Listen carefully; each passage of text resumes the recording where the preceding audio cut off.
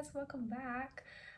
As I promised from my last video that I will be trying to make a video once a week. I kind of want to talk about my experience and just give like life advice from my experience. Obviously take everything with a pinch of salt because my experience is my experience and yours is different, but I'm pretty sure all the advice that I'll give can be implemented into anybody's lives from any kind of background. But this is what I kind of observed in my own self and from other people too. So in today's video I'm going to be giving you some tips on how to develop self-discipline within your daily habits. I think that's something that we all really struggle with, especially in this world with instant gratification and just having everything at the click of our fingers, not being patient, not having the motivation, or not feeling like anything is worth it, because I have been through all of that and I have managed to get myself out of it, and I just want to be able to help somebody out there as well, hopefully, that is struggling with that at the moment. I'm always here for chat. I love to talk, I love to listen, and I love to hear from different people and different opinions and different experiences. I think it's very important to surround yourself with people from all different walks of life. Let's begin, because that intro was so long. Like I said, I love to chat, so if you're still here, congratulations. You'll be here for probably another 20 minutes. So if you enjoy this video, please leave a thumbs up or comment down below for any tips that you might have or anything that might work for you. Okay, so the first thing that you need to conquer first is your emotions and moods, because I have been guilty of allowing myself to react on behalf of my emotions and moods instead of taking a step back and observing of my feelings and kind of just sitting in them, not instantly reacting. So after I kind of observe them and take the time to myself, I then respond. So it includes feelings of sadness, lust, anger, and when you react on those emotions instead of responding to them, you create a sense of resentment towards yourself and others and start lacking control of your life, because you're allowing your emotions to lead your life in a sense. And like I've said before, emotions are very important and I think you need to recognize them, but once you act on impulse, you end up making poor decisions in your life that then lead to a life that you don't want to be living, and putting yourself in situations that you don't want to be in, and then kind of, like I said, having that resentment towards outside circumstances and blaming others instead of taking responsibility for your own decisions. Take a step back, observe yourself and how you are feeling, and sit in those emotions. And it's so difficult. I talked about this in my previous video, that once you start doing that, it kind of opens up a portal of like self-awareness that is very scary, and you don't know what to do with it. But you have to take things one by one so that you can kind of develop that self-discipline. This is quite common when it comes to like emotional eating, drinking, sex, kind of things, like watching hours and hours of Netflix, for example. My next point is falling victim to your bad habits. So it's much harder to maintain good habits than maintain bad ones, and it's very annoying, but obviously that's where discipline comes in. When we allow ourselves to fall into the trap of our bad habits, we end up losing hope and falling back into our old selves. And this will happen often throughout your process of gaining self-discipline and learning self-discipline.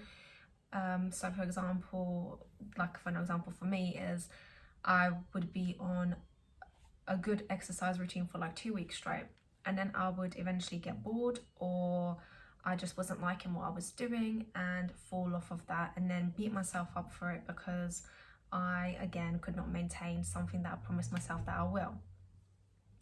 And that's where I kind of realized I was victimizing myself and I was feeling sorry for myself, and I just got tired of that. I got sick of it, and eventually, you know what, I was like, let me take my own life into my own hands and actually start doing things that I love and enjoy and that make me feel good.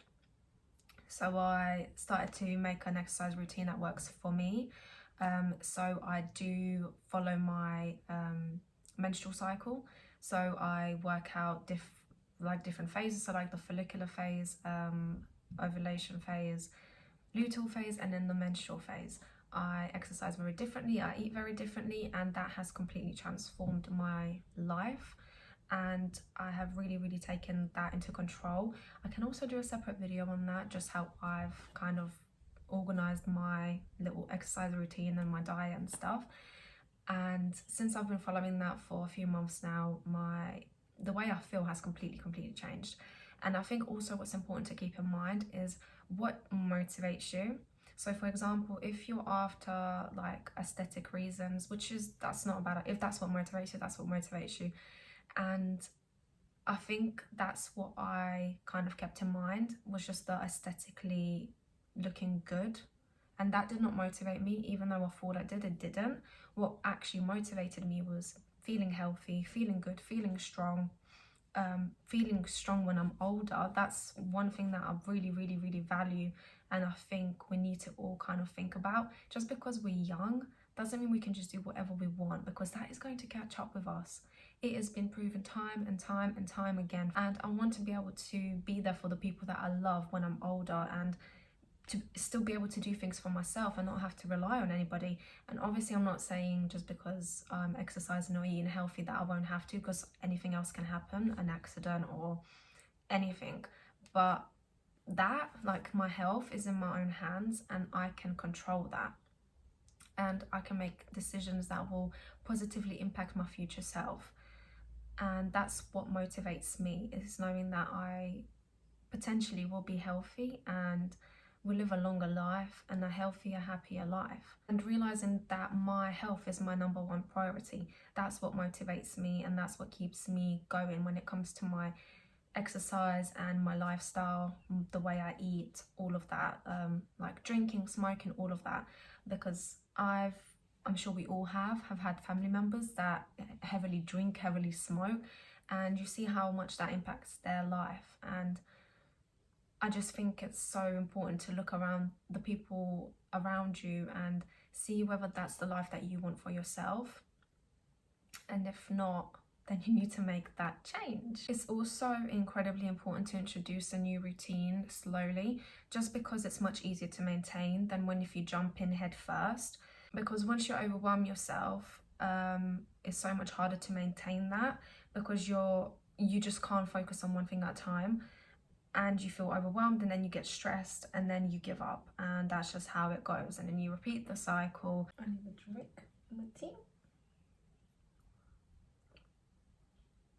Look how pretty this mug is. It's so pretty. Step is recognizing your patterns, seeing what triggers you, because I think a lot of us get back to our old bad habits when something triggers us, and that's where we find comfort in our bad habits, because it's so familiar to us, and it just feels good in that moment. But then you take a step back and you realize this is actually doing me more harm than good. Anyways, my third point is she will not always be motivated. Motivation comes and goes. It's not a constant feeling, and that is something I'm so guilty of. I used to rely a lot on my motivation just to get anything done. For example, when I was at uni, I would wait till the last minute to do an assignment, because that rush of adrenaline is what made me get it done. And then I would get so stressed, and it was just not worth it. And then I would fall back into my bad habits and find comfort in those. So as you can see, it's all connected. Everything is connected. And also, when I rely on motivation, I realized that my work is not as good as it could be if I kept consistent and did things on the daily, even if it's just a small amount, like an hour or so. Focus on building my skills and my knowledge, and not just cramming it all into one day. The difference in my work and myself and my well-being is so different. And I just realized that doing things slowly and one thing at a time is much more beneficial than getting it all crammed into one I don't know, 1 week, 1 day, 1 month, and then expecting good results when you're not keeping consistency. One thing I also realize is that success doesn't happen when you're motivated. It happens on the days when you are not feeling motivated, because that's when you prove to yourself that you can do this and you have control over your own self and you have that discipline to keep going, and you prove to yourself that you are much more than capable of having the life that you want and taking responsibility for it, and showing yourself that you are worthy and you can do this. I know I make it sound so simple, but I don't like, previous me would look at this video as well and think, just shut up, like, you don't know what you're talking about, you don't know what I'm going through. But now the present me would look at my past self and say, once you get into this part of your life, you realize how narrow-minded you was about the life that you were living and how you viewed the world. And that's why I said, like previously, it's so important to expose yourself to different types of opinions and different types of way of looking at life, because then you start to see all the beauty around you and all of the amazing opportunities that are there. Even if they're tiny opportunities, they can, once you build them, it's like little blocks, like building them, building and building, and you eventually get to the top of where you want to be, and then you kind of carry on, because there's no destination, there is no end destination. Our end destination is death, and when we get to death, you want to make sure that you don't regret anything and you don't feel resentful of anything. So it's so important to, you live in a life of truth and authenticity to you, and that is different for everybody, of course, and you decide what that is to you. Keeping this mindset is what helped me to see past all of the illusions that I had created for myself, because our minds are so powerful, and you could think something is real when it really is not, and you've just kind of been living in an illusion. I was expecting myself to be the best version of myself just for being consistent, like 1 day out of the week, and that's just unrealistic. Life is long. It is very long. It's not short. Life is long. I mean, obviously it depends on different circumstances, because you could die young, you could die tomorrow, who knows. But when you think about the lifespan, it is a long lifespan, and we have all the time in the world, and we choose what we do with that time. It's also important to remember, when I talk about success, I'm not necessarily talking about being rich and famous, things like that. Like for me personally, success means feeling good about myself, feeling good about the life that I am living, and knowing that I'm putting as much as I can into every day to be a better version of myself. Like, to me, that is success. So right now, the way I see myself is as successful, and that might not be a definition of success for you, obviously, but we all create that definition for ourselves because we all value different things. We all define success as something different, and that's why it's important to realize what that means to you. What does success mean to you? You need to find that first, so then you can move on and do what it is that you need to do to get there. And lastly, the point I want to talk about is delayed gratification. So the world that we live in now is so used to instant gratification, and we expect our food to be here when we order it. We expect it to be here in 10 minutes or even less sometimes. We expect to have access to people 24/7 because of our phones, and also like getting answers from Google straight away in seconds. And we are so used to living this life now that patience does not seem to exist anymore. Patience is a virtue, and that is fact, and I think patience is one of those skills that you need to absolutely master when it comes to living a successful life and living the life that you want to live and being the person that you want to be, because it's not going to happen overnight. If it does happen overnight, it's not going to be sustainable. And whatever is worth having requires a tremendous amount of patience, and just having faith and hope as well tied into that, and believing in yourself as well, and knowing that you are worthy of whatever it is that you do want. With patience, I've learned to live for the present and not the distant future. And I've come to realize how time slows down because I'm not mindlessly living day by day. Whenever I'm doing something, I'm there, I'm present, I'm observing all the things that I'm doing. I'm not just mindlessly going my day by day. And that was like me in my past job. I kind of just a lot of us do, we wish the day away. Oh, I wish I was home, I wish the day was over. And by the time it's over, you just feel unaccomplished, unaware, not present. You feel like you're wasting your life. And even if you're doing a job that you dislike or hate, which you shouldn't be, but I mean, everybody's circumstances is different. Even then, I think once I started to kind of take pleasure in just doing like the most mundane stuff, like brushing my teeth, brushing my hair, doing my skincare routine, like I do it with a purpose. I don't just kind of slap my face and go, yes, there you go, you'll do. I take my time to do my makeup. I just take pleasure in all of those small things. And once you can take pleasure in all those small things, all the bigger things, you can even appreciate even more. And it's just wonderful how that works. Just do it. Just try for a day. Everything that you do it with passion, even if it's just so silly. And even when I was like working in my last job, I had to switch that mindset of, oh, I want to be home, like I can't be bothered with this, I don't like my job or whatever.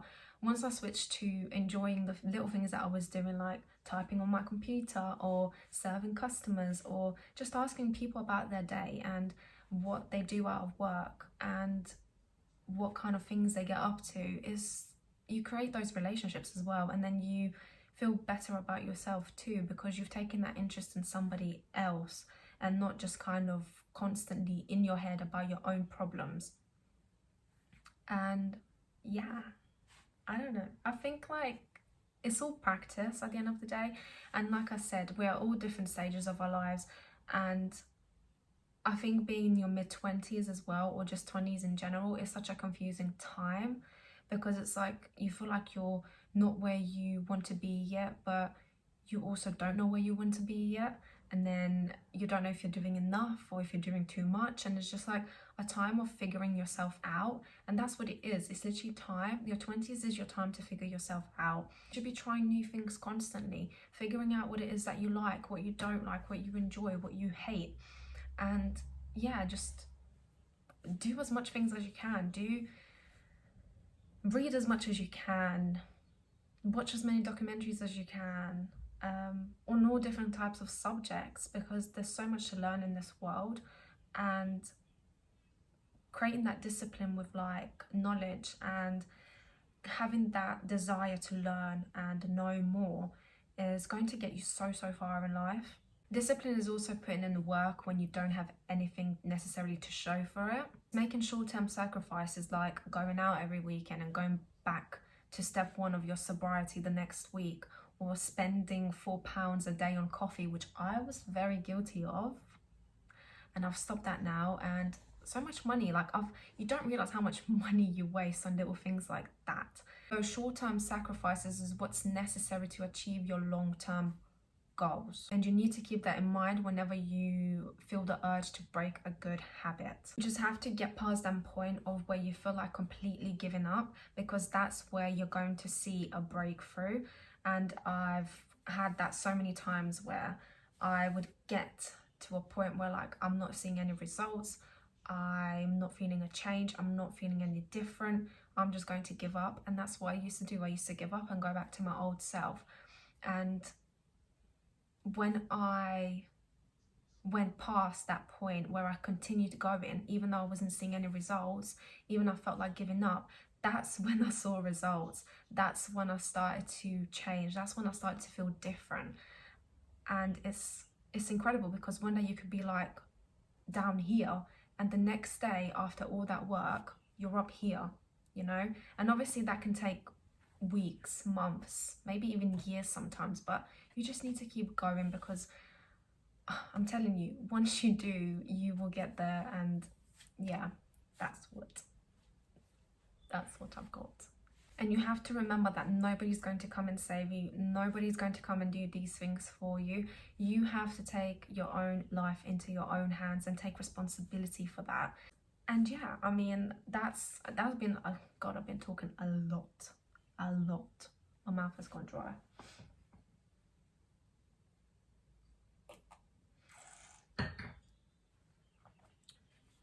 But yeah, if you guys have any, I don't know, recommendations, anything you want to talk about as well, or anything that you might want to contradict to what I said or agree with, or have anything to add on, please do comment down below. I'm always open to discussions, and I'm always open to seeing, sorry about that, and I'm always open to seeing different sides of viewpoints. And yeah, like, we're all learning, we're all still developing, and hopefully some of these tips can help somebody out there, because God knows I needed somebody to tell me this as well, to kind of be my own test subject as well. It's kind of fun actually, because it's like you test things on yourself like a freaking lab rat, but mentally and emotionally, I guess. But yeah, I think it's fun to see how far you can push yourself and how far you can actually go. It's very exciting because you see yourself getting stronger and stronger every day, and more tough by the week, by the month. And yeah, but thank you so much guys for watching. Definitely talked your ears off for sure. I'm super not sorry about that, because this is my channel. And yeah, if you guys have, like I said, anything to add, please do down below. And again, have a wonderful day, and I will see you guys next week for another discussion video. Bye.